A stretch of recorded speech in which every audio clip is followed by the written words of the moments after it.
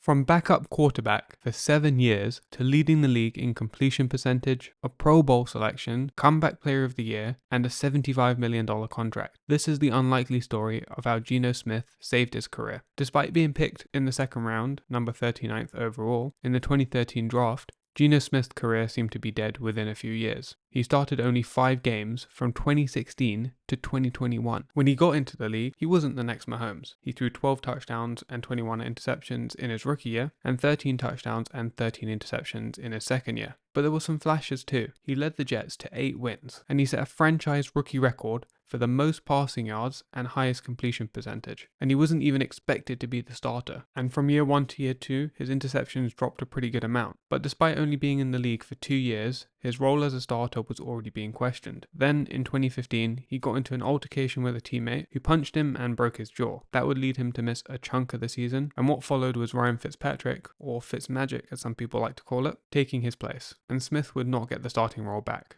Despite losing the role to Fitzpatrick, Smith handled the situation with class, and his character is one of the reasons he's been able to stick around in the league. He said at the time, "You want to say, okay, it's Fitz team, but that's kind of pinning me and him against each other. We're all in this thing together. It's a collective bond, and it was that way when I was projected the starter, and when I got hurt, it was that way. And right now, it's the same way." He would basically be forgotten after being the backup for years, but when he did get a chance to play, he played pretty well. Unfortunately, it was not enough though. In 2015, he stepped up for an injured Fitzpatrick. Despite falling 34-20 to the Raiders, he threw for 265 yards, 2 touchdowns, and an interception. He would be named the starter against the Ravens in 2016, but that game he tore his ACL, and it ended any hope of returning as a starter for the Jets. After the Jets, he backed up for a few teams. His most notable achievement during this time was probably ending Eli Manning's 210 consecutive game streak when he started for the Giants. When discussing Geno, it's a reminder we don't give quarterbacks enough time to develop. He got more comfortable the more playing time he got, he cleaned up his mistakes, and college to the NFL can be quite the transition. Yet we give up on players a year or 2 after some hardship. Geno is a reminder not to give up easily. Just take a look at his interceptions, for example, which were a problem early on. His interception percentage was 4.7% in 2013,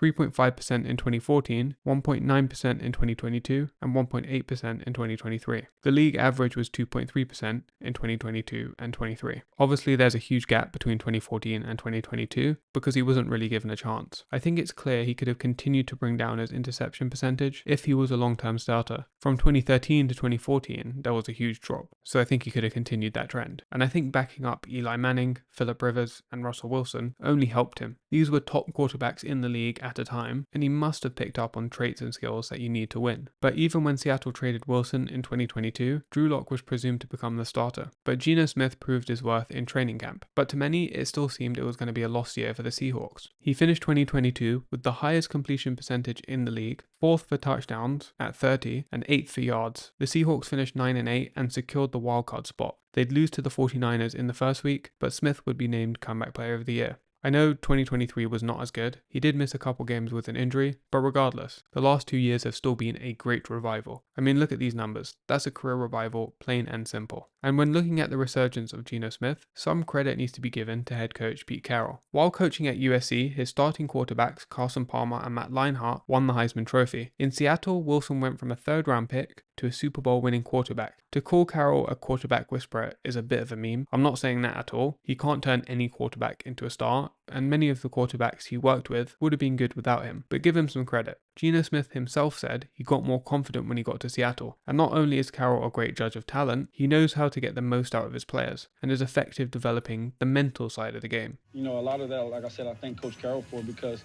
not many coaches believe in all of his players like that. Smith was forgotten, but shouldn't have been. He showed potential to be a solid starter, so it begs the question, how many Geno Smiths are just sitting on the bench?